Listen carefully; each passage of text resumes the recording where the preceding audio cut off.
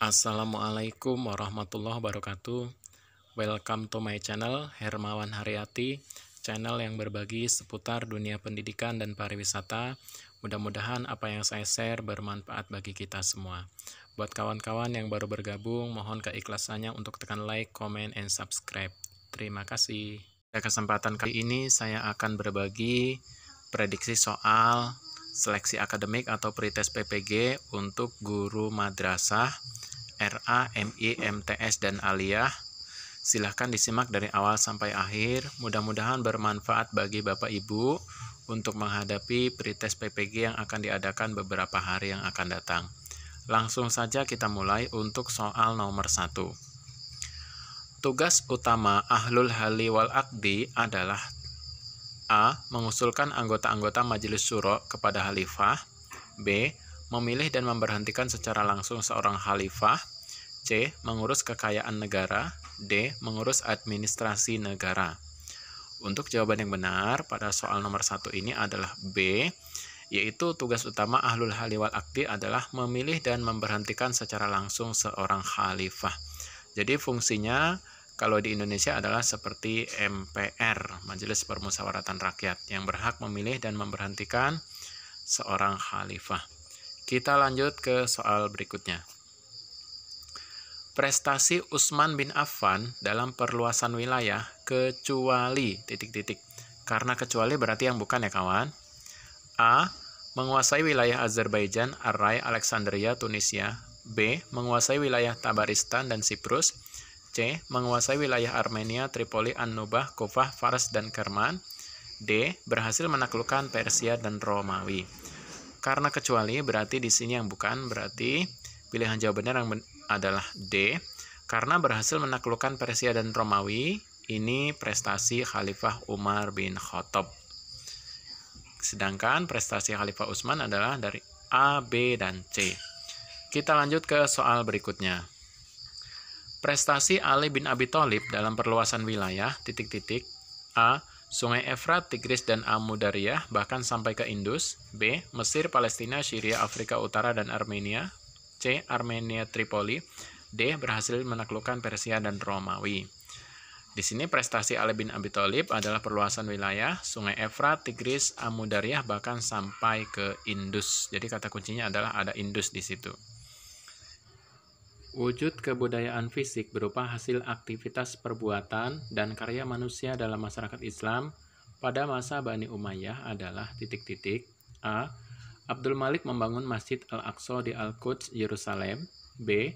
Istana-istana yang didirikan sebagai tempat beristirahat di padang pasir pada masa ini antara lain Qusair, Amrah, dan Al-Muhatta. C. Katedral Estezon di Damaskus diubah menjadi masjid.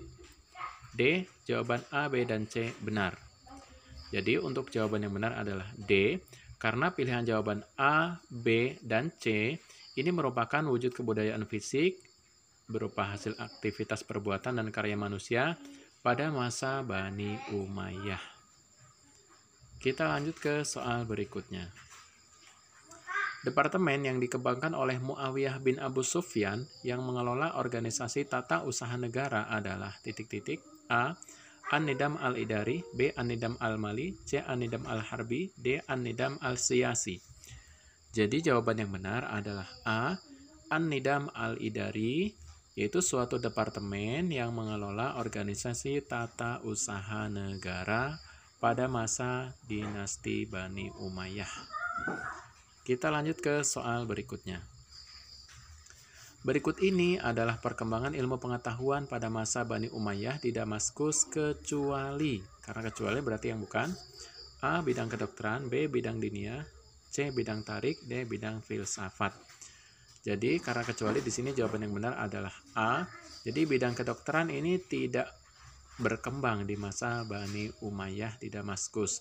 Sedangkan bidang dinia, bidang tarik, dan bidang filsafat ini merupakan ilmu pengetahuan yang berkembang pada masa Bani Umayyah di Damaskus. Kita lanjut ke soal berikutnya.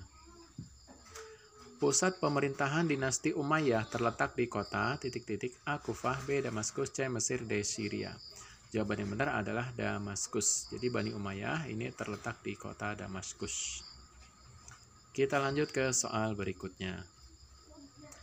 Pada masa dinasti Umayyah, sekretaris negara yang mengurusi masalah persuratan adalah A.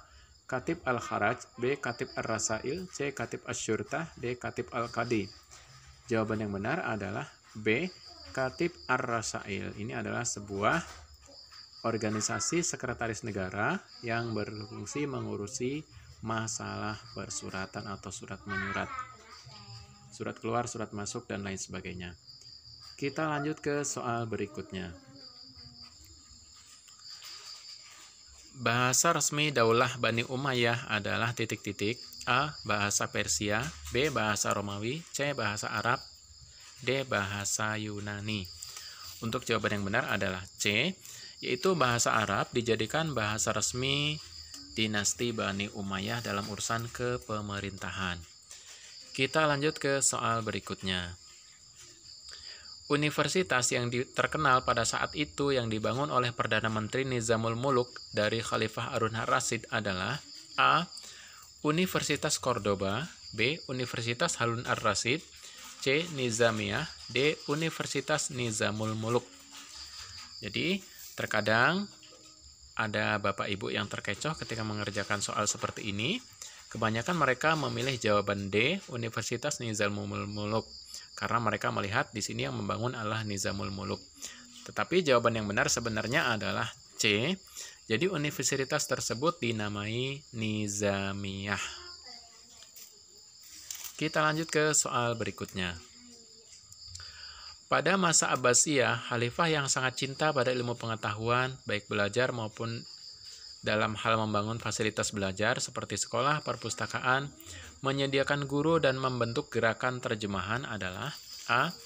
Khalifah Muhammad bin Mansur al-Mahdi, B. Khalifah al-Makmun, C. Khalifah Harun ar-Rasyid, D. Khalifah Abu Ja'far Abdullah bin Muhammad al-Mansur. Jawaban yang benar adalah C.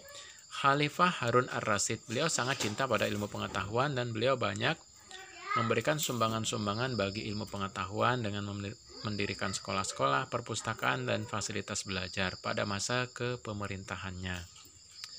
Kita lanjut ke soal berikutnya. Faktor kemajuan peradaban dinasti Bani Abbasiyah di bidang politik, A.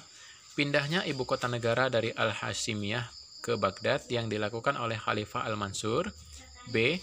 Banyaknya cendekiawan yang diangkat menjadi pegawai pemerintah dan pegawai istana, C. Diakuinya Mu'tazilah sebagai mazhab resmi negara pada masa Al-Makmun pada tahun 827 Masehi. D. Jawaban A, B, dan C benar.